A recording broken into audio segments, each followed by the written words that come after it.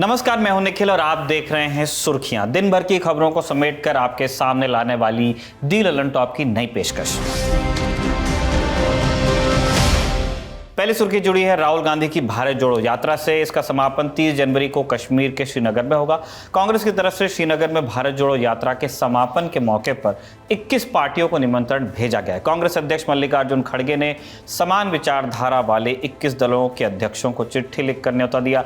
खड़गे ने अपनी चिट्ठी में लिखा कि मैं आपके पॉजिटिव रिस्पॉन्स और श्रीनगर में आपसे मिलने के लिए उत्सुक हूं। राहुल गांधी की यात्रा फिल वक्त पंजाब से गुजर रही है। 10 जनवरी के रोज वो अमृतसर के स्वर्ण मंदिर में मत्था टेकने गए। दर्शकों को याद होगा कि 7 सितंबर 2022 को तमिलनाडु के कन्याकुमारी से भारत जोड़ो यात्रा शुरू हुई थी। दक्षिण के राज्यों से होते हुए महाराष्ट्र, मध्य प्रदेश, राजस्थान, यूपी, हरियाणा, पंजाब होते हुए यात्रा जम्मू कश्मीर पहुंचने वाली है। सूत्रों के मुताबिक राहुल गांधी श्रीनगर में तिरंगा फहराकर यात्रा को समाप्त करेंगे। दी ललन टॉप की टीम भी जम्मू कश्मीर में कवरेज के लिए जाने वाली है। दूसरी सुर्खी उत्तराखंड की जोशीमठ त्रासदी से संबंधित है। जैसे जैसे वक्त आगे बढ़ रहा है, प्रभावित इमारतों और परिवारों की संख्या भी बढ़ती जा रही है। 10 जनवरी को 678 इमारतों में दरारें आई थी। आज ये आंकड़ा बढ़कर 723 हो गया है। इनमें से 86 ऐसे निर्माण हैं जिन्हें प्रशासन ने असुरक्षित घोषित कर लाल निशान लगाया है।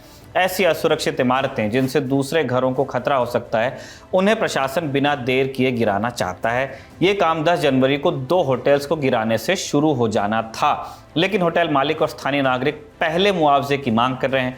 Central building research institute CBRI की टीम ने होटल्स का सर्वे कर लिया है और सुरक्षित रूप से इन्हें ढहाने की एक योजना बनाई। बताया गया है कि इसमें बड़ी मशीन्स का इस्तेमाल नहीं होगा। हथौड़े से तोड़ने की कोशिश होगी इन बिल्डिंग्स को, जितना संभव हो सके कम वाइब्रेशन के साथ। किसी अनहोनी के वक्त त्वरित राहत और बचाव के लिए NDRF और SDRF की टीमें अब भी जोशीमठ में ही तैनात हैं, स्टैंड बाय पर हैं। केंद्र की national crisis management committee NCMC ने भी जोशीमठ का दौरा कर लिया है। इसकी बैठक में भारत सरकार के सबसे वरिष्ठ नौकरशाह कैबिनेट सचिव राजीव गौबा भी शामिल हुए थे।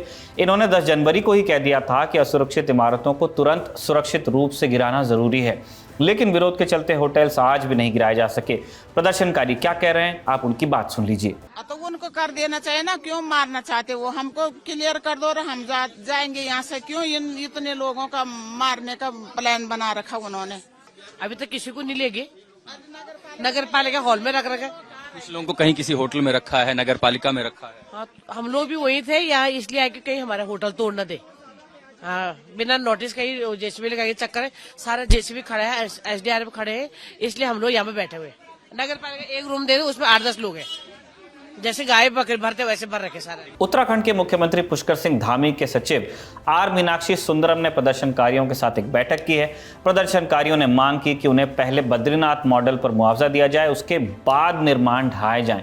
लेकिन मीनाक्षी सुंदरम ने कहा कि बद्रीनाथ की तरह मुआवजा देना संभव नहीं, लेकिन उत्तरकाशी की तर्ज पर मुआवजा दिया जा सकता है। दोनों मॉडल्स की बारीकियों में यहां जाना संभव नहीं, लेकिन हम संक्षेप में आपको बता सकते हैं, एक आइडिया आपको दे सकते हैं कि बद्रीनाथ और उत्तरकाशी के मुआवजे में फर्क क्या था। बात यह है कि हर इलाके में सर्कल रेट होता है, माने सरकारी रिकॉर्ड में उस जमीन का मूल्य। जैसे जोशीमठ में हालिया सर्कल रेट है 5,94,000 प्रति 200 वर्ग मीटर। ध्यान दीजिए, शहरी इलाके में 200 वर्ग मीटर एक बड़े आकार की जमीन होती है और पहाड़ों में तो बहुत बड़े आकार की। उत्तरकाशी में सरकार ने बाजार भाव पर मुआवजा दिया था, लेकिन आधार माना था सर्कल रेट को ही। सादी भाषा में सर्कल रेट को कुछ बढ़ाकर जो संख्या मिली, उतना मुआवजा प्रभावितों को दे दिया गया। लेकिन बद्रीनाथ में जब मास्टर प्लान लागू हुआ तो ये काम अलग तरह से हुआ। बद्रीनाथ में सर्कल रेट था 13 लाख रुपए प्रति 200 वर्ग मीटर तकरीबन।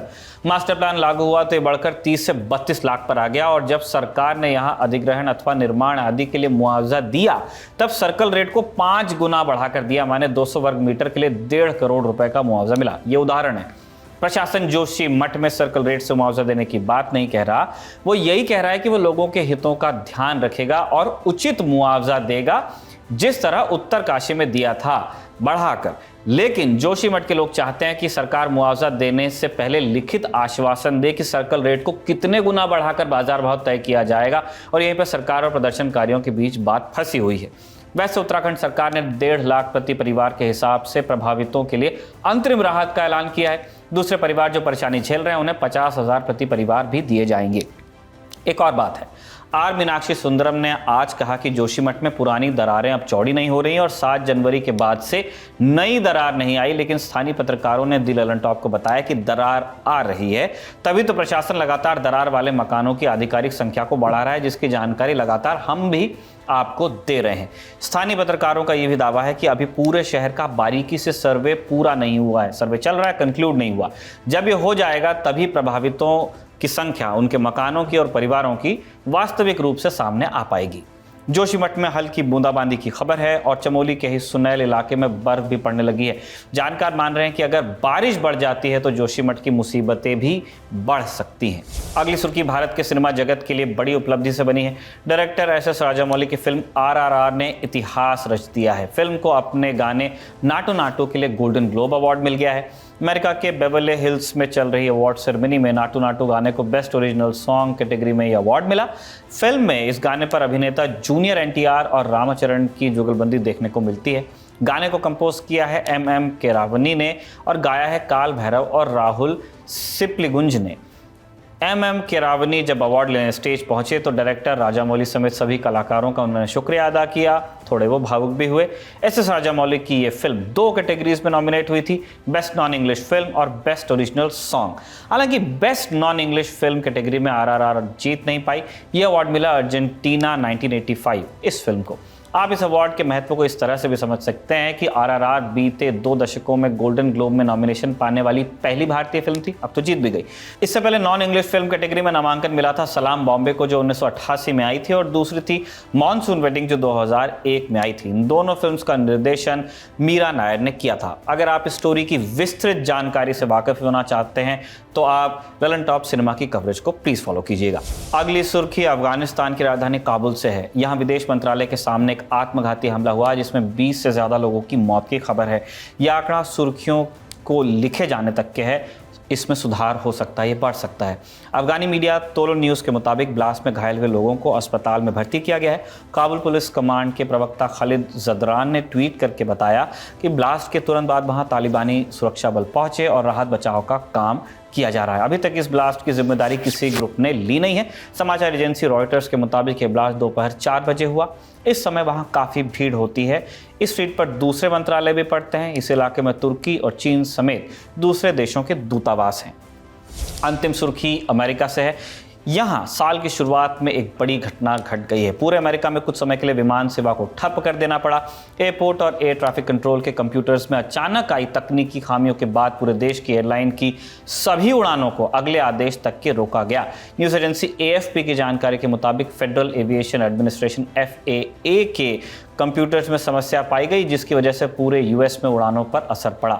स्थानीय समय अनुसार बुधवार की सुबह 5:30 बजे अमेरिका के अंदर या बाहर करीब 1200 फ्लाइट से अधिक को रोका गया या उनमें देरी हुई। US federal aviation administration system पायलटों और बाकी क्रू को खतरों या हवाई अड्डे में किसी भी बदलाव के बारे में अपडेट करता रहता है। अमेरिकी नागरिक उड्डयन नियामक की वेबसाइट के मुताबिक इसी सिस्टम में फॉल्ट आ गया। कोई भी जानकारी शेयर नहीं की जा पा रही थी, जिस वजह से पूरे US में विमान सेवाएं ठप करनी पड़ी।